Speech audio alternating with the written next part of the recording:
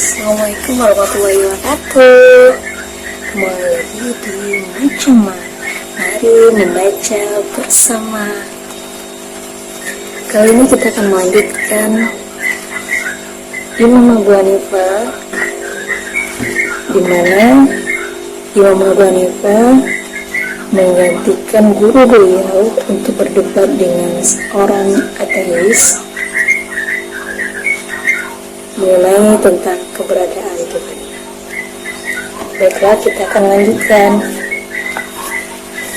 Semua berawal dari pertanyaan, tahun berapa Tuhanmu dilahirkan?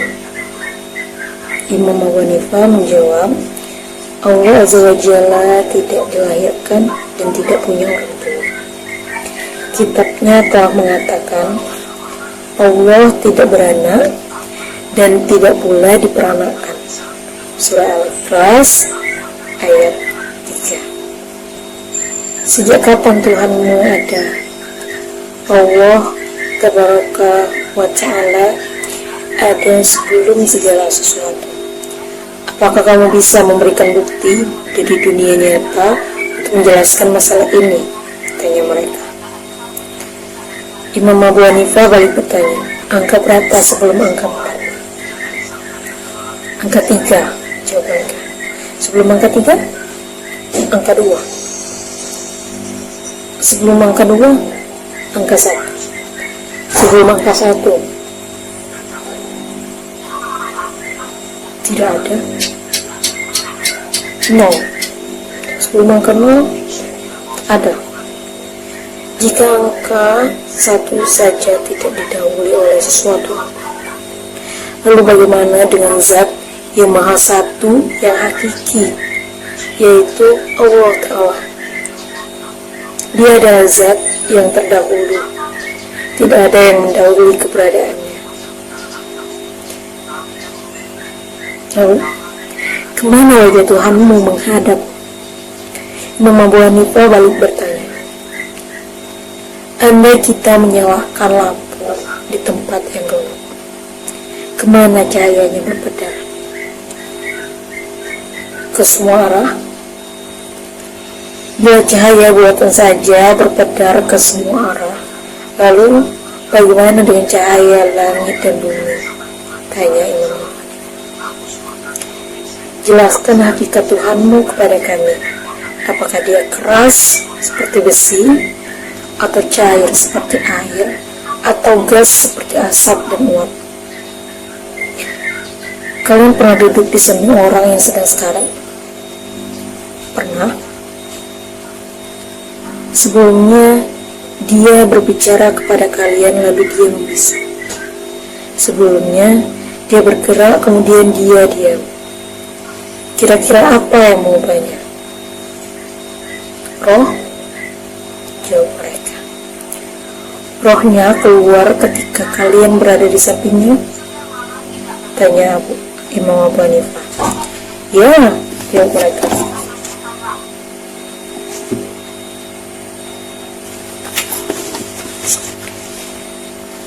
Jelaskan roh itu kepadaku.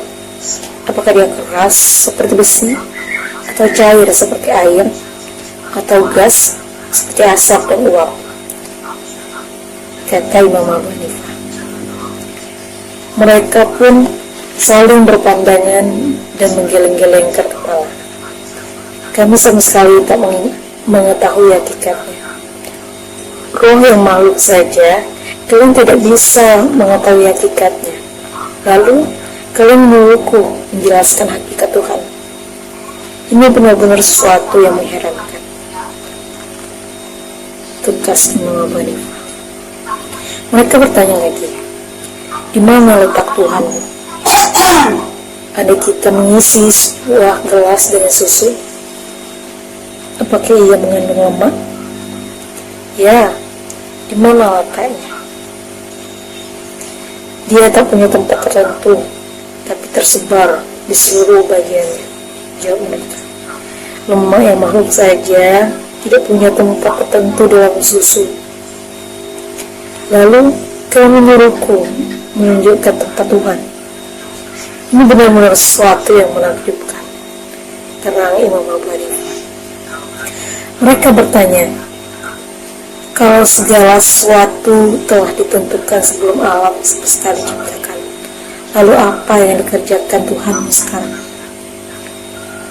Imam Abu Hanifah menjawab, memperlihatkan beberapa perkara dan menyembunyikan beberapa perkara lainnya, mengangkat sekelompok manusia dan menjatuhkan sekelompok manusia lainnya.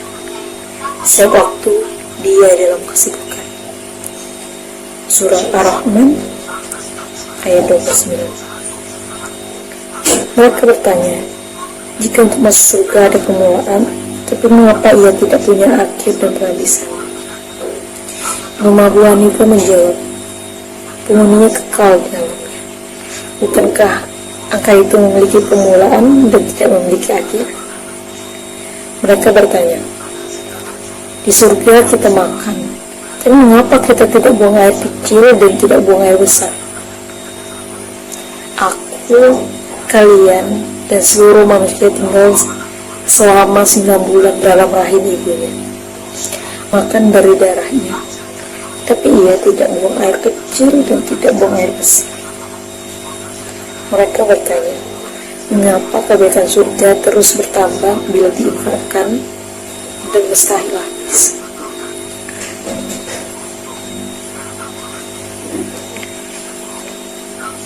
Imam Abu Hanifah berkata, di dunia Allah telah menciptakan ilmu yang bertambah karena diinfakkan.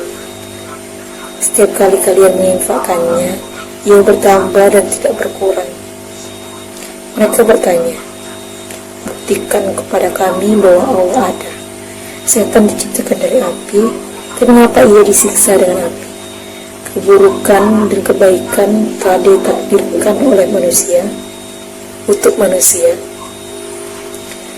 tapi mengapa ada pahala dan siksa? Imam Abu Hanifah menjawab, untuk menjawab ketiga pertanyaan kalian ini, aku membutuhkan alat. Silakan pakai alat yang kamu inginkan. Imam Abu Hanifah mengambil batu bara dan memukulkannya dengan keras ke kepala gembong orang ateis, hingga ia menjerit minta tolong.